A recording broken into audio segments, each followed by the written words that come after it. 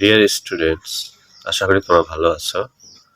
এসব অঙ্ক শিখি ক্লাসে তোমাদের স্বাগত।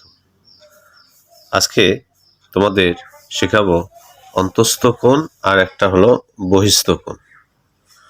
এখন অন্তস্থ কোণটা দেখো, ত্রিভুজের তিনটি যে শীর্ষবিন্দু আছে, তাহলে ত্রিভুজের তিনটি শীর্ষবিন্দুতে ত্রিভুজের ভিতরের দিকে যে তিনটি কোণ উৎপন্ন হয় তাদেরকে ত্রিভুজের অন্তস্থ কোণ বলে।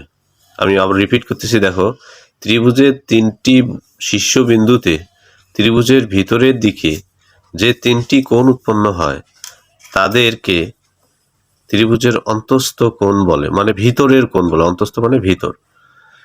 এখানে দেখো, এ বি সি একটি ত্রিভুজ। বি সি কে যদি ডি পর্যন্ত আমরা বর্ধিত করি, তাহলে এখানে বাইরের আমরা কোণটা ধরবো না আপাতত। কি ধরবো? এখানে একটা কোণ উৎপন্ন হয়েছে, কিন্তু এটা ধরবো না। কি ধরবো? ভিতরে যে তিনটা কোণ আছে, এ বি সি, এই তিনটা ধরবো। এই তিনটাকে বলা হয় অন্তস্থ কোণ। এখন আসো বহিস্থ কোণ। বহিস্থ কোণ দেখো, বহিস্থ মানে বাইরে। ত্রিভুজের যে কোনো বাহুকে যে কোনো দিকে বর্ধিত করলে, দেখো, যে কোনো দিকে বর্ধিত করলে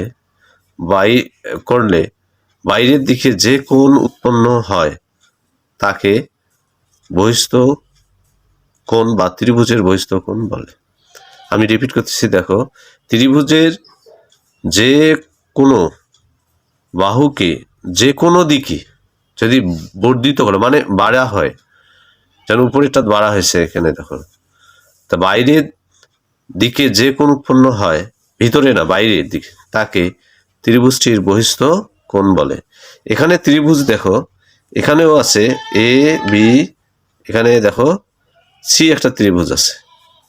এখন বি সি কে এই ডি পর্যন্ত যদি আমরা বর্ধিত করি, তাহলে এই বাইরে এ বি সি ত্রিভুজটার বাইরে একটা কোণ উৎপন্ন হয়েছে। কি কোণ?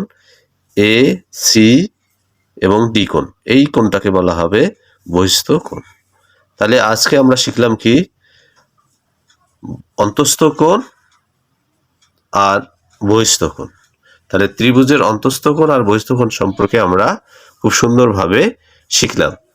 তাহলে আজকে আর নয়, ঠিক একই সময়ে আবার দেখা হবে।